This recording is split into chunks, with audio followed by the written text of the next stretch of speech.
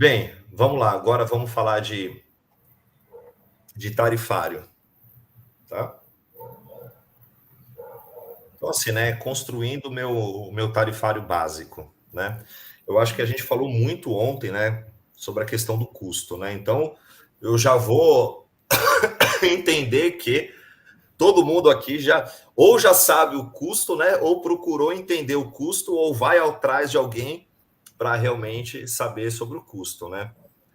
Eu sei que essa questão do custo na hotelaria ela não é muito fácil, né? Porque tem muitas variáveis e vai variar justamente muito com a questão da taxa de ocupação, né? Mas é importante ter-se um norte, né?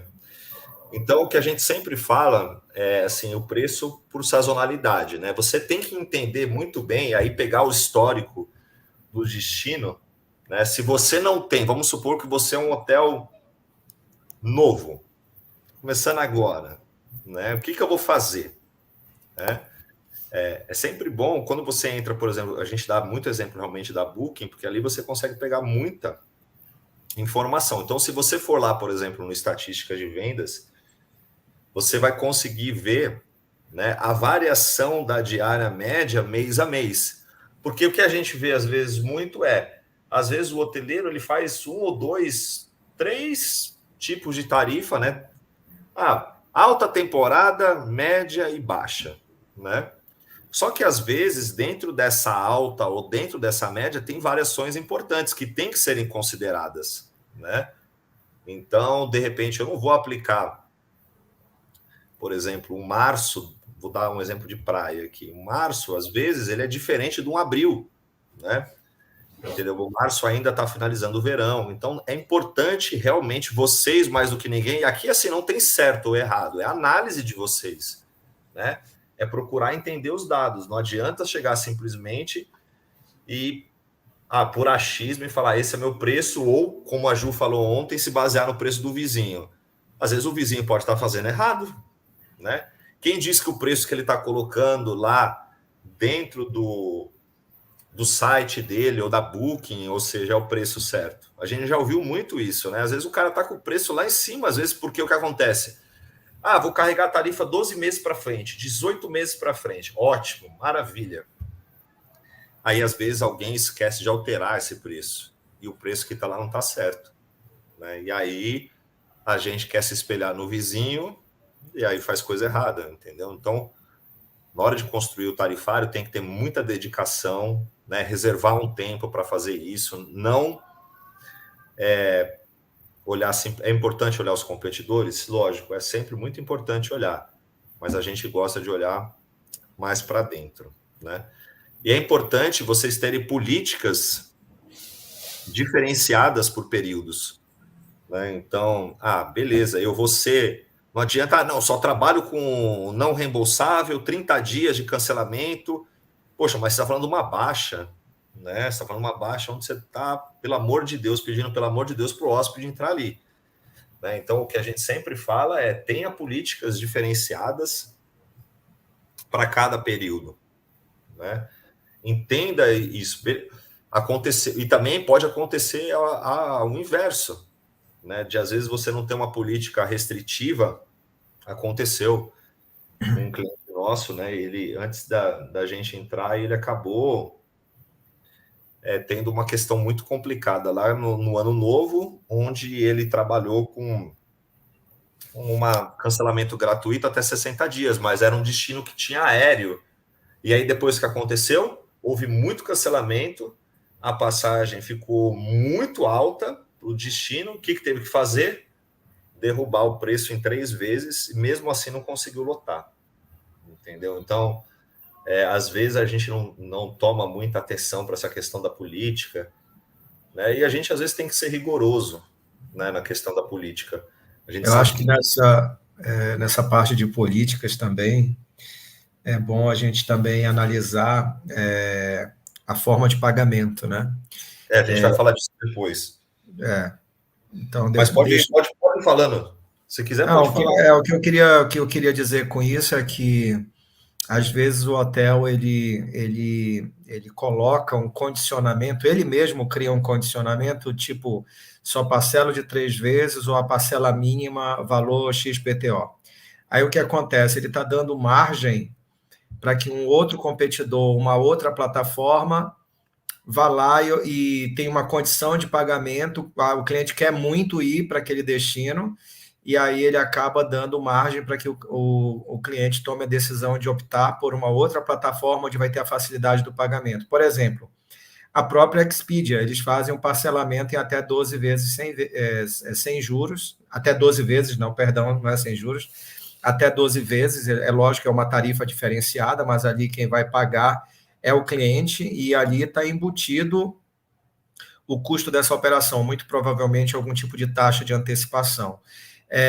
E além do que, eles têm um cashback, né? Tem um programa fidelidade deles, que a cada 10 reservas que você faz na plataforma da Expedia, você ganha uma diária em cima das últimas diárias médias que você consumiu para utilizar em qualquer hotel dentro da plataforma deles. Então, a gente sempre usa, eu gosto dessa frase, né? Ou você tem uma estratégia, ou sempre será uma estratégia de alguém. Então, é importante você pensar nessa precificação, de você ter essa flexibilidade. Então, por mais que você fale assim, 10 vezes é muito, 10 vezes é muito para o hotel, eu concordo para o seu fluxo de caixa. Mas se você botar 10 vezes e embutir a taxa de antecipação, ou seja, quem está pagando aqueles juros é o cliente, mas você está dando para ele a opção dele poder pagar dentro do orçamento dele. Então, você tem lá um pagamento Pix, um pagamento no cartão à vista, um pagamento no cartão 3 vezes, um cartão no pagamento de 10 vezes. Aí o cliente vai olhar e vai ver aonde se encaixa o orçamento dele e fala, não, para mim, mesmo eu pagando mais caro, dá para eu fazer isso aqui de 10 vezes. E lá está embutida a taxa de antecipação. Então, eu acho que esse critério ele tem que ser levado em consideração, porque ele faz parte ali dos segundos de tomada de decisão de se eu for comprar ou não. Além disso, Denis, também uma coisa muito importante para ter no tarifário são as restrições, né? Feriados, finais de semana, enfim. Então, tem várias formas, né, de carregar essa restrição, né? Tem hotel que às vezes prefere também deixar sem restrição. E aí você pode colocar, dar um exemplo no sábado, você pode colocar, sei lá, 80% da tarifa no sábado, do pacote do final de semana, né? Por exemplo, é R$1.000 no final de semana, eu coloco R$800 no sábado e coloco R$200 na sexta. Um exemplo, né? Você pode também fazer isso nos feriados. Então, entender também, mais importante do que tudo, é entender a demanda que está sendo procurada. Né? E aonde você vai entender essa demanda? Então, se você pegar, por exemplo, a H-System, ele tem lá as datas mais buscadas. Né? Então, eu consigo saber para qual dia o check-in está sendo mais buscado. Então, esse é um norte. Eu não posso fazer as coisas no achismo. Né? A gente estava falando com o hoteleiro agora, poxa, o 7 de setembro está ruim. Tá, mas ele ainda não é nem a data mais buscada. Está tendo busca, mas ainda está tímido. Né? O mercado está cada vez muito mais last minute. Então, entenda aquilo que está sendo buscado, né? Entenda o seu público. A Booking, por exemplo, também manda, se vocês podem pedir para o seu gerente de contas, quais são as top 10 datas mais buscadas. Né? Então, aí você começa a entender para onde está sendo a maior busca, entendeu? Então, é bem importante. E aí você trabalha a restrição em cima disso. Pode falar, Nemes. Então, uma coisa importante sobre restrição é você lembrar que a restrição também pode ser um impeditivo da sua conversão. Então, se você criou lá uma restrição de no mínimo 3 noites, mas a demanda está sendo por um período diferente que esse, e a pessoa está buscando por um determinado período, e você tem uma restrição, tem uma trava de 3 noites, você nem aparece no resultado de busca. Então, quantas impressões você deixou de impactar ali que podem virar uma conversão? Então, o que o Klaus está falando, ele está falando de todos os aspectos que impactam na conversão, e esse nas OTAs é um que vai impactar lá, mas ontem, eu não sei se a gente falou sobre o efeito outdoor, né? Então, ou seja, se eu tenho bastante visibilidade, bastante impressão nas OTAs, eu tenho uma taxa de abandono muito alta lá, que pode vir para o meu site. Então, essa conversão que começou com um clique num anúncio da Booking, que foi para dentro da página da Booking, para a plataforma da Booking, a pessoa utilizou os filtros, ele me encontrou nos filtros, mas não comprou, abandonou lá a Booking, pode ter dado uma glugada para achar o meu hotel, eu estou trazendo um lead altamente qualificado. Então, se eu crio restrições, crio barreiras lá nas datas, né, na hora que eu for carregar as restrições, isso vai impactar nesse efeito outdoor e possivelmente na quantidade de impressões, na quantidade de clique e automaticamente na conversão. Bem, Oi, gente. Pode falar. Só para vocês trazerem a opinião de vocês. A gente pode ficar muito preso na hora de fazer o tarifário às datas mais comuns, né? Os feriados, as datas mais conhecidas. Mas essa questão que vocês trouxeram de fazer uma pesquisa, de entender qual é a data mais buscada para a sua região, pode trazer períodos que não fazem parte disso, né? Dos feriados. Exato. E aí ter essa... Às vezes você está atirando no que vê, mas acerta no que não vê, entendeu? E aí ele vai trazer ali um insight que talvez ninguém pensou, né? E também você está muito atento, né, dentro dessa política de restrições. A gente está falando aqui de feriados e fim de semana, mas tem muitas oportunidades também que acontecem no destino e que muita gente não fica tomando conhecimento por uma falta de comunicação e de planejamento do promotor de evento. Muitas vezes é uma crítica mesmo às secretarias de turismo, à Secretaria de Cultura, que criam calendários muito last minute e não dá tempo para o próprio mercado promover aquilo como uma demanda. Então, a gente acontece aqui, às vezes, no litoral, está acontecendo um baita show com um nome nacional, e ninguém sabe. Foi comunicado, às vezes, na semana que vai acontecer o evento. Então, para quem não sabe, né, quando você faz um anúncio de tráfego qualificado, ele entra num processo de aprendizado. Esse processo de aprendizado para encontrar o público-alvo pode levar um tempo. E aí, se eu tenho uma coisa também, um evento que aconteceu, que vai acontecer e avisado muito em cima da hora, não dá tempo dessa reação. Vai ficar sabendo realmente quem acompanha uma newsletter do destino, quem está conectado com a página do destino, quem está conectado com a página da Secretaria de Cultura, com o Convention Bureau, e ainda assim, às vezes, eles mesmos são pegos de surpresa porque eles são avisados em cima da hora. Então, a gente vê o quê? Um amadorismo dentro da nossa indústria, né? E aí a gente não pode ficar esperando o papel do Estado, o papel do município, enfim, a gente tem que fazer a nossa parte, nós temos que estar conectados, né? Então, a gente tem que estar em busca dessa informação. Então, dentro do seu destino, é muito importante você estar conectado com pessoas que estão dentro desses lugares, ou dentro das secretarias, porque você vai saber de primeira mão, e aí você pode antecipar o que o mercado não sabe, né? Então, acho que isso é interessante. É o que a gente fala sobre network, né? Então, é uma ativação de network, né, com pessoas certas, mas, ao mesmo tempo, você está conectado com os canais certos de informação. E muita gente fala também, né, eu fico analisando isso, a gente elogia bastante, eu admiro muito o destino Gramado, quem for de Gramado aí está de parabéns, Canela e Gramado, pela forma como eles trabalham o marketing do destino, né? Então, a gente sabe que é um destino hoje que tem demanda o ano inteiro, né? E eles transformaram o que seria a baixa estação deles numa alta estação. Então, em pleno verão, eles fazem o Natal Luz, que lota os hotéis, traz muito dinheiro, circula muito dinheiro na economia. Então, é preciso ter essa inteligência também da divulgação do destino, para principalmente destinos onde tem a sazonalidade.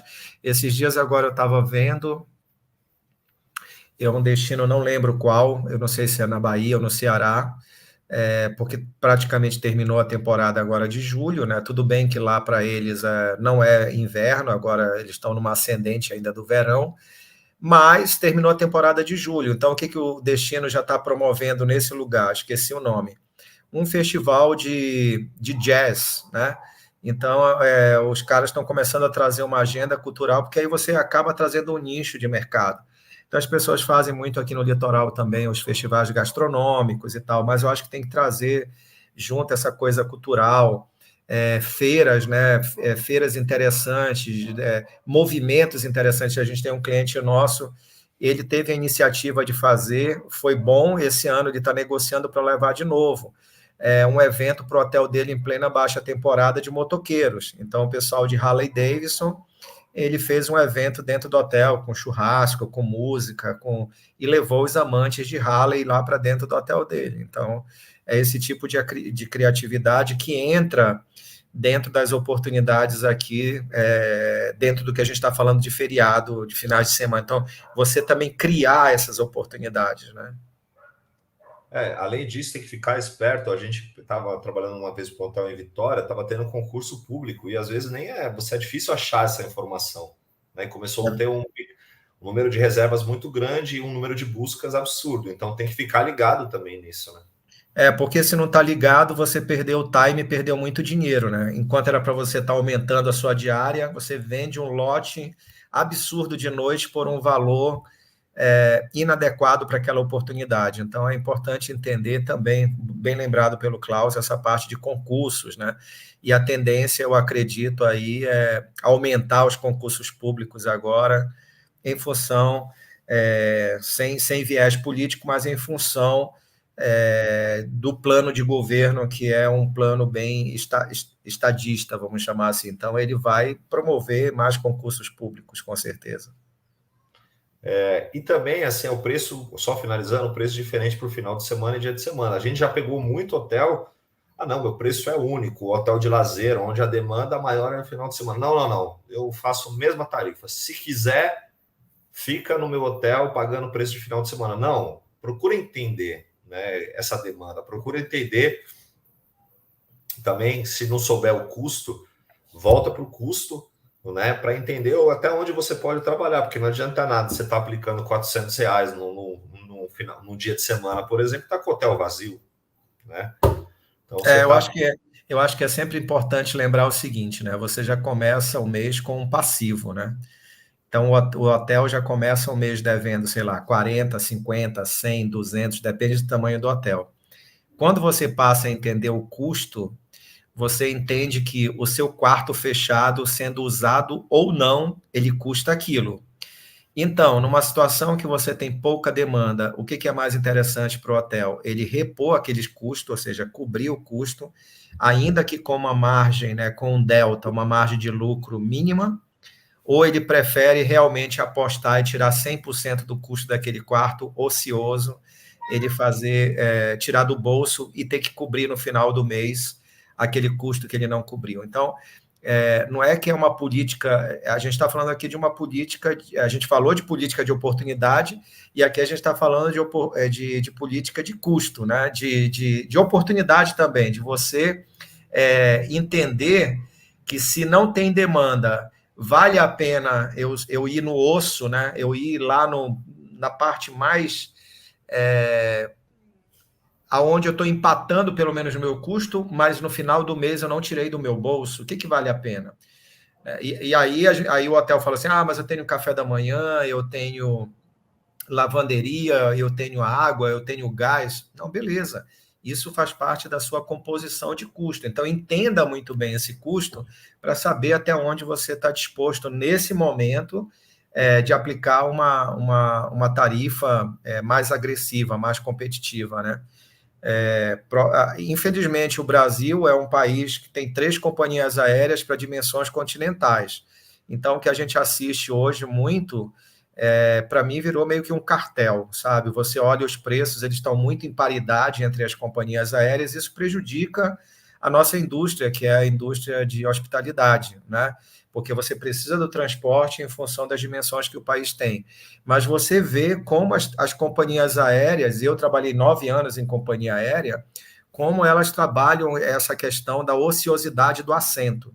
A gente tem uma ociosidade de leito, ociosidade de quartos, eles trabalham a ociosidade de assentos. Então, a partir do momento que eles chegam ali, eles trabalham bem o colchão para entender o ponto de equilíbrio deles naquela decolagem, né? Porém, a partir do momento que eles não conseguiram ainda atingir aquele ponto de equilíbrio, eles estão ali lutando e criando last minute, criando ofertas, aceitando milhas, aceitando N formas de pagamento para colocar o passageiro naquele assento. Depois que eles atingiram ali o ponto de equilíbrio, o preço vai lá para cima, porque eles já sabem que eles já atingiram minimamente ali o que eles precisavam para conseguir o lucro maior. Agora ele passa a ser a partir do momento que ele já tem ali aquele colchão realizado. Então, eu acho que tem que se fazer esse exercício também, né, de entender isso. Sim. Antes de seguir, Klaus e Denis, tem uma pergunta que eu vou deixar aqui para vocês tentarem ajudar. É uma pousada de Gramado, inclusive. Opa! Muito bom, muito bom. Mas é muito bacana esses pontos, assim, porque nos mostra como é importante a gente entender a nossa estratégia, né? Estratégia, gente, é muito mais do que botar números num papel, né? É entender por que você está fazendo aquilo. Então, por mais que está chegando lá, como diz o Denis, no 0 a 0, você sabe que aquilo é estratégico para você em algum momento, em determinado momento, né? Você assume aquilo, não é uma coisa que vai pegar você de surpresa no final das contas não bater. Porque a hotelaria, como muitos outros tipos de mercado e empresas, de manhã, no dia zero, na verdade, da meia-noite, você já tem custo. Você já acorda, né, tendo aquele custo para pagar. Não é uma coisa que, né? Eu posso ir fazendo o dinheiro que der durante aquele dia. Não, você tem aquele custo lá que você vai ter que arcar. Então, você já, né, larga necessitando disso. Por isso que a sua estratégia é tão importante. Gente, eu vou botar aqui a perguntinha, daí não sei, eu acho que o Denis vai conseguir ler, né? Como posso saber quanto uma pousada de 20 quartos, chalés com lareiras vende em média, com uma ocupação de 50% em Gramado na avenida principal, Borges de Medeiros? E ela disse que a diária média é de R$600. Ou ele, né? Não sei quem que tá falando. Roberto! Acho que é isso. Ou é a Ana ou é o Roberto que está aqui com a gente. Pelo que eu entendi, ele quer ter uma noção de faturamento, é isso? Acho que é isso, né? A conta aqui é a seguinte: se ele tem uma diária média de R$600, e tem 20 quartos e um mês tem 30 dias, a gente está falando de um estoque de noite de 600 noites. Então, se você pega 300 noites, que é 50%, e multiplica por R$600, a gente está falando de 180 mil. Se você pegar 180 mil e multiplicar por 12, a gente está falando aí de 2.160.000 de faturamento ano. Então, para uma pousada de 20 quartos, com uma diária média de R$600, com uma taxa de ocupação de 50%, faturamento ano, mais de R$2 milhões, por aí. Sim. Deu para responder, gente? Pode falar, Klaus. Não, vê se respondeu a pergunta dele. Se era isso que ele queria ter uma noção, né? Mas basicamente você pegar o seu estoque de noites, multiplicar pela sua diária média, você tem o faturamento do mês, depois você multiplica por 12.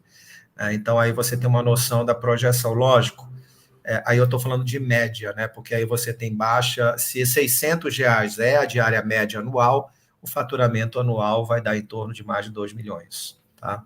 Lana, vê se é a Lana que está aqui, vê se respondeu. E a gente tem a Carla participando aqui também nas observações de vocês, dizendo que ela tem um calendário de demanda que ela preenche manualmente com essas datas que não são anuais, né? São datas mais específicas. Isso é muito legal, ajuda também. A gente não falou também, às vezes, de feriados, né? Feriados não só federais ou estaduais que geram uma demanda, mas às vezes você tem feriados em cidades próximas que geram demanda. Então, por exemplo, a gente estava agora recentemente em Ilhabela, era uma quinta-feira e aconteceu um feriado em São José dos Campos. São José dos Campos é uma rica cidade que está a 1 hora do litoral. Então, qual foi a ação que o hotel fez para atrair aquele público, né? Ser sniper. Eu mirei no mercado de São José dos Campos. O que eu fiz de ação para dizer, cara, você vai ter um feriado, você vai emendar, você não quer vir para a praia? Eu vou te dar uma super desconto por ser o feriado de São José dos Campos. Então, aí entra um pouco, é o que você falou, né? A estratégia não é só você mexer no número, a estratégia é você entender o conjunto de ações que você está tomando para um resultado, um objetivo que você quer alcançar. E aí, nessa hora, você tem que ter ali um braço do marketing, você tem que ter alguém que entenda de marketing para poder jogar a tua oferta dentro daquele destino que você quer atrair naquela oportunidade. Então, ali tem uma oportunidade única, né? É um mercado específico, mas tem uma oportunidade porque a gente está falando ali de uma cidade com uma população alta e um poder aquisitivo alto que está a 1 hora só do meu destino. Então, isso acho que é importante também, esse mapeamento. Muito bom. Você cria também oportunidades, não espera só que as coisas cheguem até você. Isso é bem legal. Mais uma perguntinha para a gente seguir, Klaus, mas vou pôr aqui para o Denis ler, que também é interessante. Pode falar. Pode falar, Denis. Para um hotel novo de alto padrão no litoral, seria uma boa estratégia de colocar valores similares a outros hotéis de padrão similar, ou melhor começar mais baixo? Olha, a gente tem, eu vou deixar o Klaus começar, depois eu complemento, mas a gente tem casos de hotel que a gente já pegou vários casos de hotel ainda na fase de implementação para a gente fazer o tarifário dele, ele começando, inaugurando o hotel. Mas eu vou deixar o Klaus falar, depois eu complemento. Normalmente, você tem que entender o seguinte, quando você está nascendo, ninguém te conhece, né? Então, acho que esse é o princípio. E, às vezes, para você aparecer, é necessário você ter uma estratégia de soft opening, né? Para quê? Para que você comece a ganhar relevância, né? Comece a ganhar posicionamento dentro das OTAs, comece a ganhar também posicionamento dentro do Google, dentro do TripAdvisor, né? Através dos comentários. Então, eu poderia fazer um benchmark, né, com seus competidores, mas teria uma estratégia realmente de soft open, começando com uma tarifa mais agressiva. Eu vou dar um exemplo para vocês de um hotel que eu trabalhei na inauguração, que é o Fera Palace Hotel. Ele fica do lado do Fasano, em Salvador. Em 2015, ele começou com uma tarifa soft open de R$295. Hoje as tarifas são mais de 1.000, entendeu? Então, por quê? Porque era um hotel, lógico, em 2015 era outro cenário político, sim, cenário econômico também. Porém, os hotéis praticavam uma tarifa muito mais alta do que a dele, já, os hotéis concorrentes. E hoje ele consegue ser um dos mais caros no set competitivo. Por quê? Porque ele ganhou reputação, né? Ganhou nota, ganhou visibilidade, entendeu? Então é isso que você tem que pensar, né? Às vezes a gente quer começar o jogo, né, já ganhando, e às vezes é necessário você começar mais tímido e depois você, conforme vai convertendo, né? Porque às vezes você pode aplicar essa estratégia do preço talvez um pouco mais barato e ele começa a converter muito, e aí você vai aumentando o preço, entendeu? Vai vendo até onde o público está respondendo. Eu acho que isso é importante. Numa situação dessa, a gente está lançando um produto, a gente ainda não tem o nosso custo construído, né? Você sabe o custo de investimento, mas não sabe o custo da operação. Então, normalmente, numa situação dessa, você só vai conseguir fechar esse ciclo com 1 ano de operação, porque aí você já passou por toda a sazonalidade e entendeu todo o seu ciclo operacional. Aí sim você consegue ter um custo mais preciso para entender o seu ponto de equilíbrio e trabalhar a estratégia adequada. Como o Klaus falou, é exatamente isso. Você tem que ter uma estratégia de soft opening, porque você não é conhecido. Você na fila do pão para o consumidor não existe. E a gente tem que lembrar o seguinte, né? A internet muitas vezes está cheia de golpes. E aí, quando entra um produto novo no mercado, a pessoa tem dúvida ainda se aquele produto existe ou não existe. Até por conta dessa questão de segurança, eu acho que uma boa estratégia também são as OTAs, quando você começa com o produto, foi o que o Klaus falou. E aí, quando você começa numas OTAs, as próprias OTAs já têm parâmetros de segurança para saber também se o hotel não é fake, né? Na época que a gente trabalhava na Booking, a gente pegou vários casos, quando a gente não conseguia ir no destino, de hotéis fakes, né, que deram um golpe. Depois a Booking começou a dizer, não, o hotel só vai abrir depois que a gente tiver a comprovação de que ele existe, se um account manager for lá visitar. Enfim, começou a criar vários filtros, várias camadas, né, de segurança. E quando você começa a trabalhar a sua estratégia de posicionamento em uma OTA, você começa também a construir o seu algoritmo lá dentro, né? E é o que o Klaus falou, você não tem reputação. E aí a pessoa entra e comprar o seu hotel, você fazendo um marketing, você vai vender, você não vai deixar de vender, você vai vender. Mas você trabalhando com uma entrada numa OTA, onde tem uma visibilidade enorme, tem um público gigante, e a credibilidade da OTA perante o seu hotel que acabou de ser lançado, entre comprar direto com você, comprar direto na OTA, onde é mais seguro para o consumidor.